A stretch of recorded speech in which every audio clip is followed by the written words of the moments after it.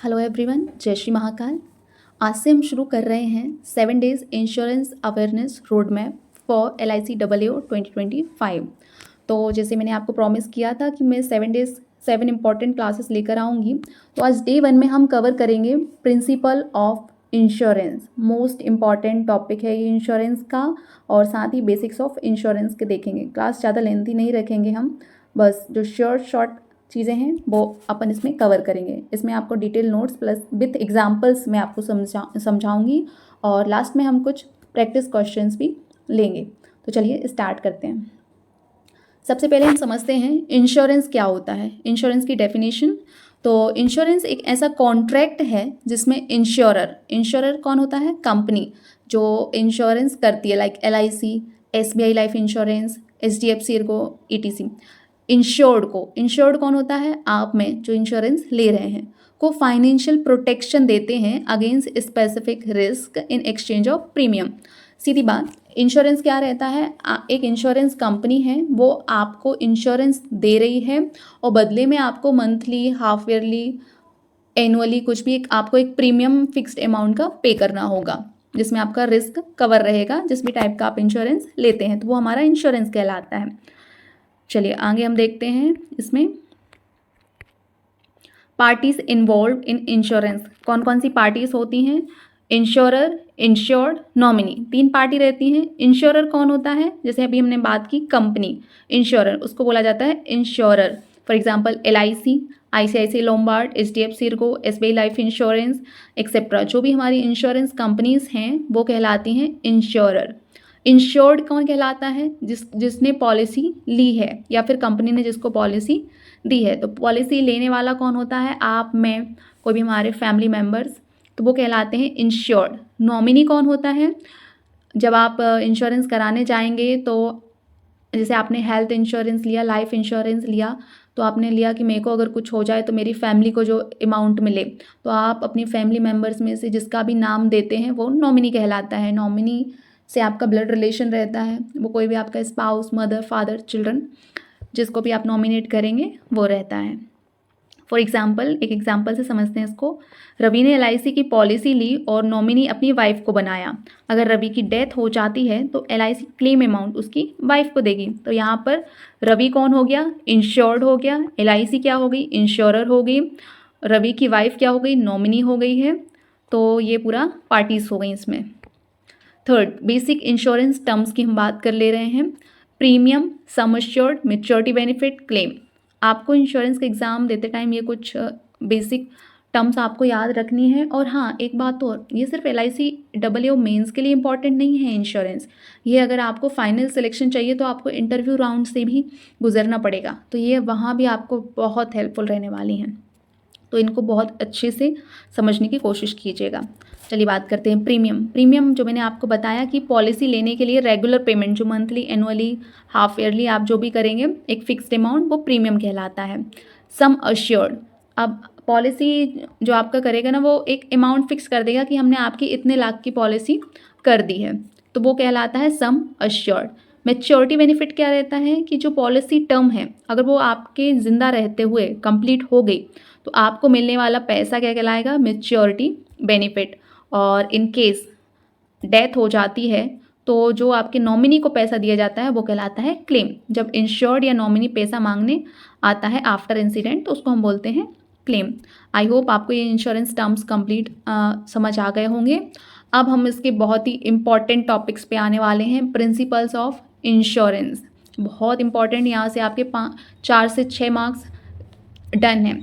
Directly और indirectly इस पे बेस्ड क्वेश्चंस बनते हैं एग्जाम में।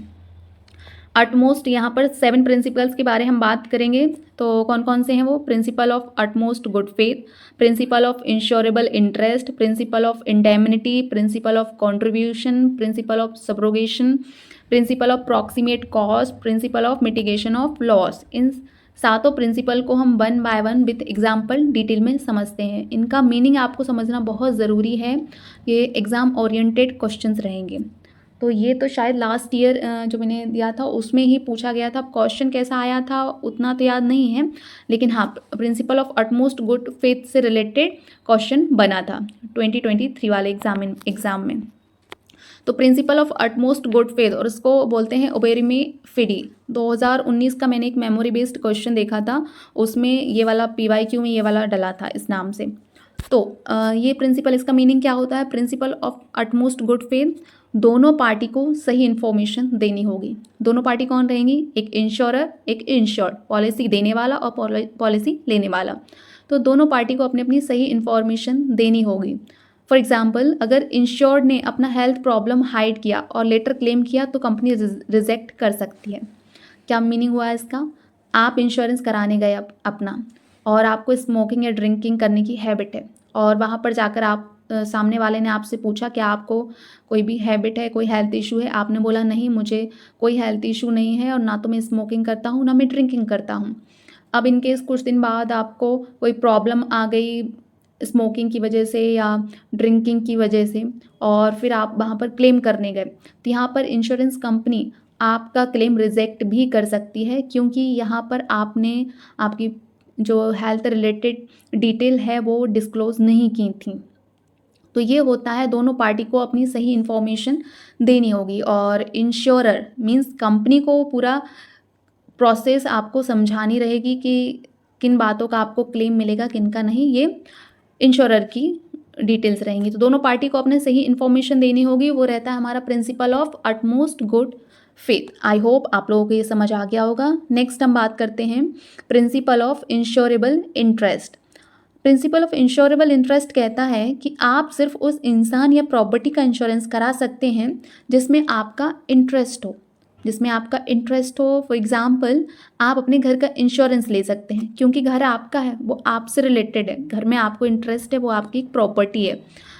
लेकिन आप अपने नेबर के घर का नहीं करा सकते, नेबर के घर का क्लेम नेबर को मिलेगा, वो आपसे रिलेटेड नहीं है, इसलिए आप उसका इंश्योरेंस नहीं करा सकते। आप अपनी वाइफ का, अपने मदर फादर का, अपने चिल्ड्रन का इंश्योरेंस कराएंगे क्योंकि वो कहीं ना कहीं आपसे रिलेटेड है, उनमें आपको इंटरेस्ट है। तो आप, आई होप आप मेरी बात समझ गए होंगे। आप अपने पड़ोसी का या अपने फ्रेंड्स का इंश्योरेंस नहीं कराएंगे। तो ये होता है इंश्योरेबल इंटरेस्ट, जो आपसे इंसान या प्रॉपर्टी जो आपसे लिंक है उसका insurance. Third, principle of indemnity. तो प्रिंसिपल ऑफ इंडैमनिटी कहता है कि जो इंश्योरेंस का पर्पस है वो लॉस को रिकवर करना है, ना कि प्रॉफिट बनाना है। फॉर एग्जांपल, एक कार एक्सीडेंट में 50,000 का डैमेज हुआ है, तो कंपनी आपको मैक्स टू मैक्स 50,000 ही पे करेगी। आप बोलो कि नहीं नहीं, मेरा तो 1 लाख का लॉस हुआ है, तो आप सोच रहे हैं कि क्लेम ज़्यादा के कर दूं तो मेरे को प्रॉफिट हो जाए, तो यहाँ पर कंपनी आपको सिर्फ उतना पे करेगी जितने का एक्चुअल लॉस हुआ है, जितने का बिल में शो होगा वो आपको मिलेगा। This is the principal of indemnity. I hope यहाँ तक आपको समझ में आ रहा होगा। इनकेस कुछ भी डाउट रहता है तो मुझे आप कमेंट ज़रूर कीजिएगा। हम इसको 2 वे कम्युनिकेशन रखते हैं हमारे इंश्योरेंस की, जो हम अवेयरनेस का सीरीज़ चला रहे हैं, क्योंकि ना तो कोई पेड सीरीज़ चल रही है ना कुछ, यहाँ पर हम सब प्रिपरेशन कर रहे हैं, एक दूसरे की हेल्प कर रहे हैं। Third, principle of contribution. तो अगर एक ही प्रॉपर्टी का इंश्योरेंस मल्टीपल कंपनी से है तो सब अपना शेयर के हिसाब से पे करेंगी। क्या होता है, जैसे कंट्रीब्यूशन में मान लीजिए आपके घर का इंश्योरेंस कंपनी ए से भी है और कंपनी बी से भी है, और इन केस कुछ किसी रीज़न की वजह से आपको 2 लाख रुपए का लॉस हुआ, तो जो दोनों कंपनी ए और बी दोनों अपना अपना शेयर देंगी। लॉस आपको पे सिर्फ और सिर्फ 2 लाख का ही होगा। ऐसा नहीं होगा कि कंपनी ए आपको 2 लाख अलग देगी, कंपनी बी अलग देगी।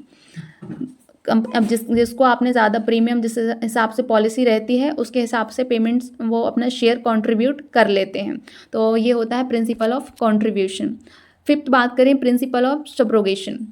प्रिंसिपल ऑफ सब्रोगेशन बहुत इंपॉर्टेंट है, इसको थोड़ा सा ध्यान से आप समझिएगा। क्लेम के बाद इंश्योरर को राइट मिलता है कि वो गिल्टी पार्टी से रिकवर करे। इंश्योरर कौन? कंपनी। तो उसके पास राइट रहता है कि गिल्टी पार्टी से रिकवर करे। अब आप समझिए इसको, जैसे कार एक्सीडेंट हुआ तो कंपनी ने आपको पैसा दिया, आपकी कार थी, उसका एक्सीडेंट हुआ, आपका इंश्योरेंस था, आपने क्लेम किया, आपको क्लेम मिल गया। अब मान लीजिए किसी बाइक से आपका एक्सीडेंट हुआ था, आपकी कार डैमेज हो गई थी, आपने अपना इंश्योरेंस था तो पेमेंट ले लिया। अब कंपनी क्या करेगी, उसको लॉस हुआ है तो वो जिस बाइक वाले से एक्सीडेंट हुआ है उससे रिकवर करने का अब राइट आपकी इंश्योरेंस कंपनी के हाथ में आ जाता है। ये इसके पास एक लीगल राइट रहता है। अब कंपनी उस सामने वाले ड्राइवर से रिकवरी करेगी। तो ये कहलाता है प्रिंसिपल ऑफ सब्रोगेशन, जहाँ इंश्योरर को राइट मिलता है कि वो गिल्टी पार्टी से रिकवर करे। आई होप आपको ये प्रिंसिपल क्लियर हो चुका होगा। नेक्स्ट हम बात करते हैं प्रिंसिपल ऑफ प्रॉक्सिमेट कॉस्ट। ये थोड़ा सा ट्रिकी प्रिंसिपल है, इसको मैं आपको 2-3 एग्जाम्पल से समझाऊंगी, क्लियर करूंगी। इसका मीनिंग होता है जो एक्चुअल रीज़न है लॉस का वही क्लेम डिसाइड करेगा। मान लीजिए किसी 2-3 रीज़न की वजह से आपको लॉस हुआ, तो जो क्लेम देगी ना कंपनी, वो ये देखेगी कि इसका एक्चुअल लॉस या इसके सबसे नज़दीक वाला रीज़न क्या है इस लॉस का। चलिए ये एग्जांपल दिया, जैसे कार फ्लड में डूब गई, फ्लड कवर है तो क्लेम मिलेगा वरना रिजेक्ट होगा। तो ये तो एग्जांपल हो गया, इसको मैं आपको थोड़ा सा और डिटेल में समझाती हूँ। पहले एग्जांपल है, आपने फायर इंश्योरेंस लिया है, घर में शॉर्ट सर्किट हुआ, उससे फायर लगी, घर जल गया। डायरेक्ट कॉज हुआ कि आपके घर में आग लगी, वो आपका कवर्ड है, फायर इंश्योरेंस आपने लिया था, तो आपका इंश्योरेंस प्रॉक्सिमेट कॉज में ये डायरेक्ट क्लेम दिखेगा, आपको क्लेम मिल जाएगा। सेकंड है, आपने फायर इंश्योरेंस लिया है, अर्थक्वेक आई, उसकी वजह से फायर लग गई, घर जल गया, तो डायरेक्ट कॉज क्या हुआ इसमें, फायर, आग लगी है। दूसरा रिमोट कॉज क्या हुआ कि अर्थक्वेक आया। तो यहाँ पर हम डायरेक्ट कॉज देखेंगे, क्लेम मिलेगा क्योंकि नियरेस्ट कॉज क्या है कि आग लगी है, सीधी बात, जिसका इंश्योरेंस करवाया था वो पॉइंट इसमें कवर है। अब थर्ड एग्जांपल है, आपने फायर इंश्योरेंस लिया है, अर्थक्वेक आई, घर गिर गया। अब इसमें फायर कहीं से कहीं तक इन्वॉल्व नहीं थी, तो ये डायरेक्ट कॉज है कि अर्थक्वेक इसमें कवर्ड नहीं है, आपको क्लेम नहीं मिलेगा। तो आप समझ रहे हैं कि जो आप ले रहे हैं प्रॉक्सिमेट कॉज, क्लेम तभी मिलेगा जब लॉस का डायरेक्ट कॉज आपके उसमें इंश्योरेंस में है। चलिए, इसमें कोई भी डाउट हो तो आप मुझे कमेंट बॉक्स में बताना। 7 प्रिंसिपल मिटिगेशन ऑफ लॉस। तो मिटिगेशन ऑफ लॉस क्या कहता है कि इंश्योर्ड को अपना लॉस को कम करने की रिस्पॉन्सिबिलिटी लेनी चाहिए। फॉर एग्जांपल, अगर आपके घर में छोटी सी फायर लगी है, छोटी सी आग लग गई है, तो आपको तुरंत आग बुझाने की कोशिश करनी होगी, ना कि छोड़ देना है कि इंश्योरेंस कंपनी दे देगी।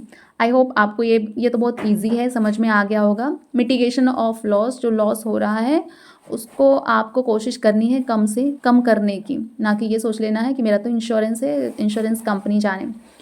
तो गाइस, आप लोगों को ये क्लियर हो चुके होंगे। 7 प्रिंसिपल ईजी हैं, थोड़ा सा बस समझने की ज़रूरत है। तो एग्जाम्पल से आपको ये क्लियर हो चुके होंगे। अब इस पे बेसिस हम LICW मेंस में इससे रिलेटेड क्या क्वेश्चंस बन सकते हैं वो देखते हैं। तो जैसे मैंने एक क्वेश्चन बनाया, फ्रेम किया है कि match the principle with their correct description.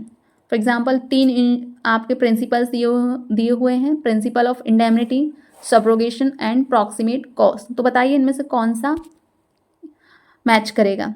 तो अगर गाइस आपने ध्यान दिया होगा, प्रिंसिपल ऑफ इंडेमनिटी क्या कहता है कि प्रॉफिट नहीं मिलेगा आपको, सिर्फ और सिर्फ एक्चुअल लॉस मिलेगा। तो ए का आंसर हम सेकंड कह सकते हैं, insured should not profit from claim. Only जो आपका रीज़न है वो हो गया अपना प्रिंसिपल ऑफ इंडेमनिटी। अब प्रिंसिपल ऑफ सब्रोगेशन क्या कहता है, सब्रोगेशन में मैंने बताया था ना कि एक कार का एक्सीडेंट हुआ, एक बाइक से हुआ, तो कंपनी आपको तो क्लेम दे देगी, लेकिन वो सामने वाले से रिकवर करने का उसके पास राइट चला जाता है। तो जहाँ राइट्स ट्रांसफ़र होते हैं इंश्योरर को, वो क्या कहलाते हैं, आफ्टर क्लेम सेटलमेंट, वो होता है हमारा प्रिंसिपल ऑफ सब्रोगेशन। थर्ड अपना बचा हुआ है see, proximate cause, nearest cause of loss is considered. एक बार और वीडियो देख लेना अगर क्लियर नहीं हो आपको, चीज़ें बहुत इंपॉर्टेंट हैं। ये प्रिंसिपल्स बनाए इसलिए गए हैं ताकि इंश्योरेंस को एक लीगल राइट रहे उनके पास समझाने के लिए। तो आप लोग ये प्रिंसिपल्स बहुत अच्छे से कवर अप करके जाना। All the best guys. अब ये थे 7 प्रिंसिपल ऑफ इंश्योरेंस, हर एक एग्ज़ाम के लिए सुपर इम्पॉर्टेंट टॉपिक है। कल के डे 2 में हम पढ़ेंगे insurance history and important acts. अगर वीडियो आपको पसंद आई है तो please like, share and subscribe ज़रूर करें ताकि आपको डेली रोड मैप अपडेट मिलता रहे। और कुछ भी आपको डाउट हो तो आप कमेंट बॉक्स में कमेंट ज़रूर करना। All the best.